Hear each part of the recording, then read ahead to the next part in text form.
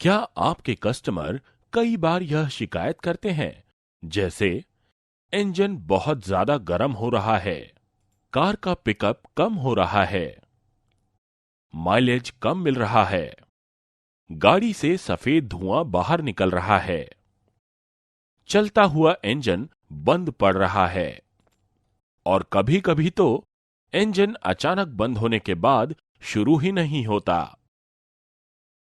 आइए आज इन्हीं बातों के बारे में आपको जानकारी देते हैं।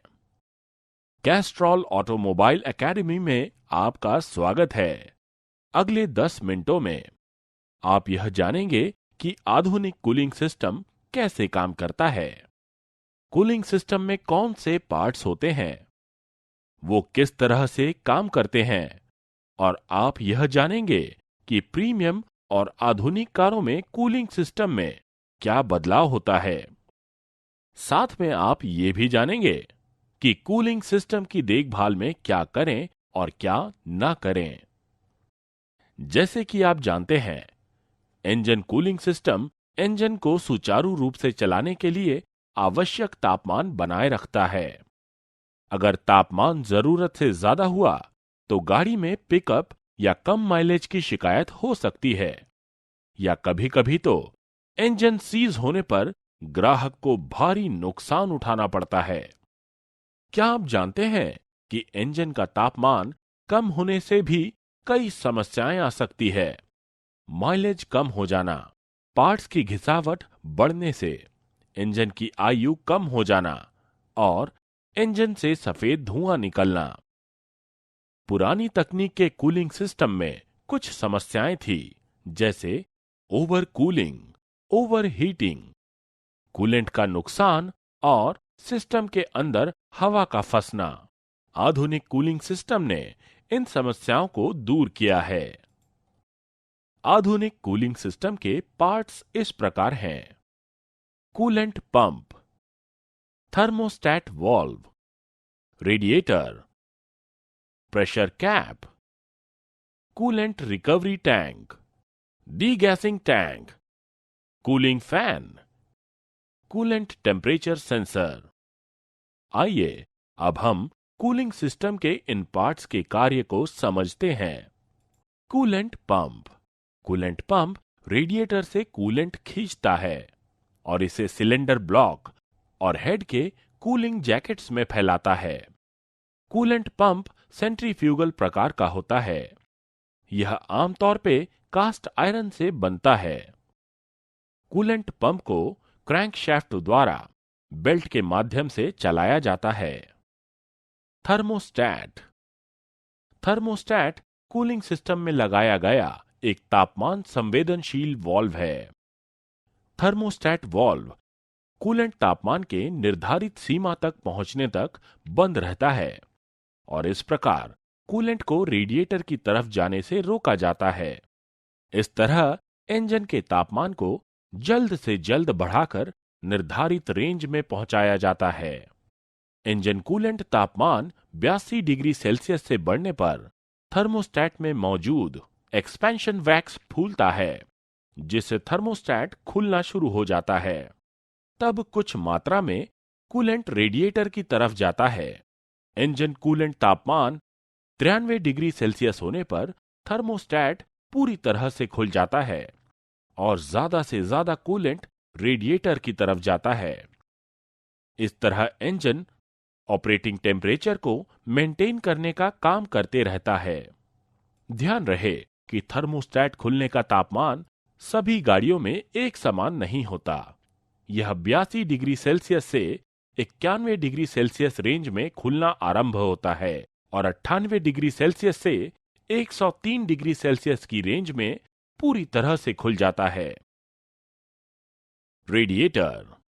रेडिएटर इंजन की गर्मी को कूलेंट द्वारा बाहरी हवा में भेजता है। इंजन से गर्म कूलेंट रेडिएटर के ऊपर वाले टैंक में प्रवेश करता है और रेडिएटर के निचले टैंक तक जाता है। रेडिएटर टैंक एक खास तरह के प्लास्टिक से बनाया जाता है और रेडिएटर कोर आमतौर पे एल्यूमिनियम से बनाते हैं। रेडिएटर में गर्म कूलेंट को ठंडा करने के लिए रेडिएटर कोर की मदद से कूलिंग फैन ठंडी हवा को खींचता है। रेडिएटर दो प्रकार के होते हैं। डाउन फ्लो रेडिएटर में पानी ऊपरी टैंक से निचले टैंक तक जाता है। क्रॉस फ्लो रेडिएटर में पानी एक साइड से दूसरी साइड की तरफ जाता है। रेडिएटर प्रेशर कैप ये रेडिएटर में उच्च प्रेशर बनाए रखता है।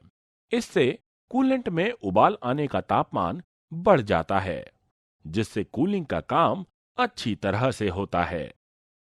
रेडिएटर प्रेशर कैप आमतौर पर 0.9 से 1.1 बार या 15 psi प्रेशर पर निर्धारित होती है।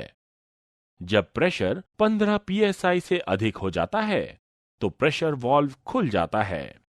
इससे प्रेशर कम हो जाता है और साथ ही कुछ कूलेंट रिकवरी टैंक में चला जाता है।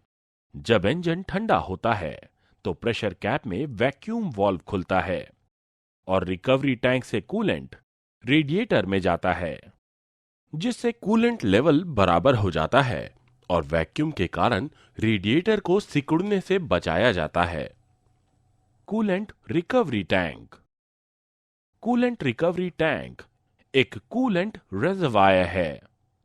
यह रेडिएटर से निकले अतिरिक्त कूलेंट को जमा करता है। जब इंजन ठंडा होता है तो कूलेंट आवश्यकता अनुसार कूलेंट रिकवरी टैंक से रेडिएटर में वापस जाता है। इससे कूलेंट का नुकसान नहीं होता। Degassing tank. आधुनिक कारों में प्रेशर कैप रेडिएटर पर न होकर डीगैसिंग टैंक पर होता है। डीगैसिंग टैंक ब्लीडर पाइप के माध्यम से कूलिंग सिस्टम के अंदर अटकी हवा को बाहर निकालने का काम करता है।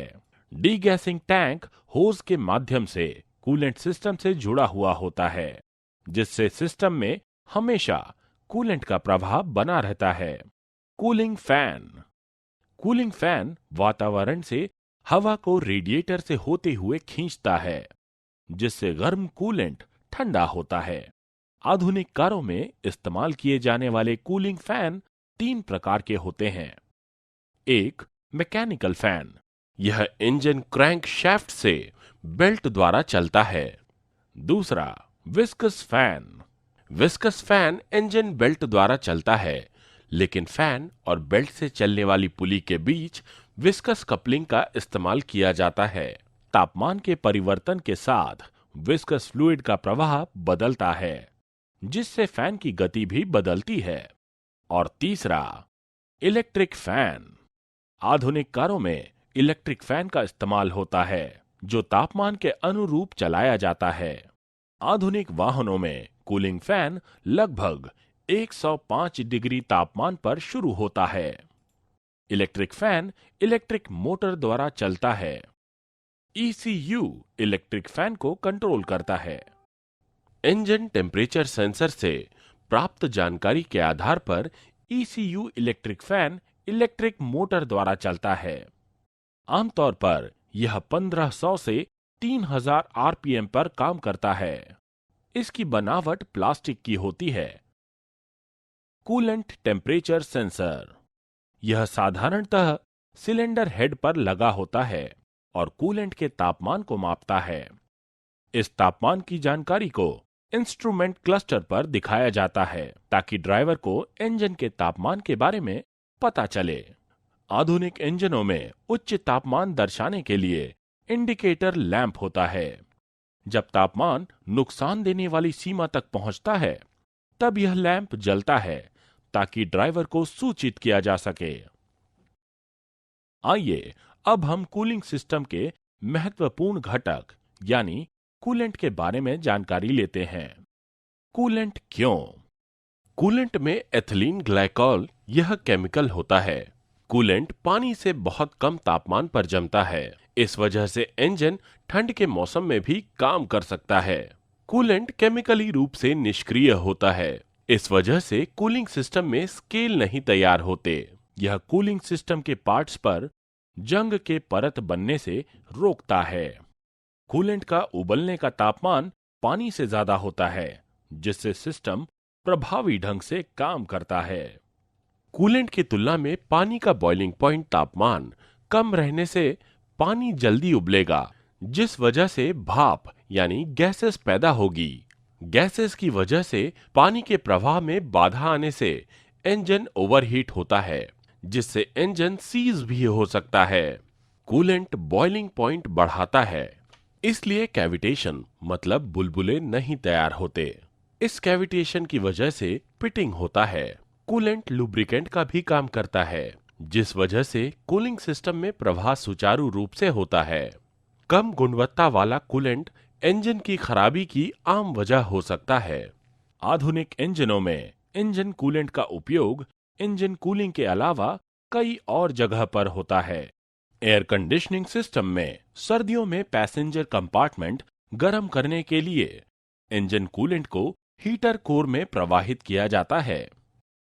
आधुनिक प्रीमियम कारों में इंजन कूलेंट टर्बोचार्जर की कंप्रेस्ड एयर को ठंडा करने का काम करता है। एग्जॉस्ट गैस रिसर्कुलेशन सिस्टम में एग्जॉस्ट गैस को ठंडा करने के लिए ईजीआर कूलर में कूलेंट का इस्तेमाल होता है। कुछ आधुनिक प्रीमियम कारों में कूलेंट ईजीआर को ठंडा करने के लिए अलग से इलेक्ट्रिक कूलेंट पंप दिया जाता है। यह पंप ईसीयू के निर्देश अनुसार ईजीआर कूलेंट पंप को कंट्रोल करता है। आधुनिक इंजनों में इंजन ऑयल का तापमान नियंत्रित करने के लिए ऑयल कूलर होता है। इसमें भी कूलेंट का इस्तेमाल होता है। जब इंजन ठंडा होता है तो कूलेंट ऑयल को गर्म करता है, और जब इंजन ऑयल गर्म हो जाता है तो कूलेंट ऑयल को ठंडा करता है। इस तरह ऑयल विस्कोसिटी नियंत्रित होती है। अत्याधुनिक और प्रीमियम कारों में 2 ईसीटी यानी इंजन कूलेंट टेम्परेचर सेंसर होते हैं, जो कूलेंट के प्रवाह के सही होने की जानकारी देते हैं। इन सेंसर्स का काम कूलेंट के तापमान की जानकारी ईसीयू को देना है।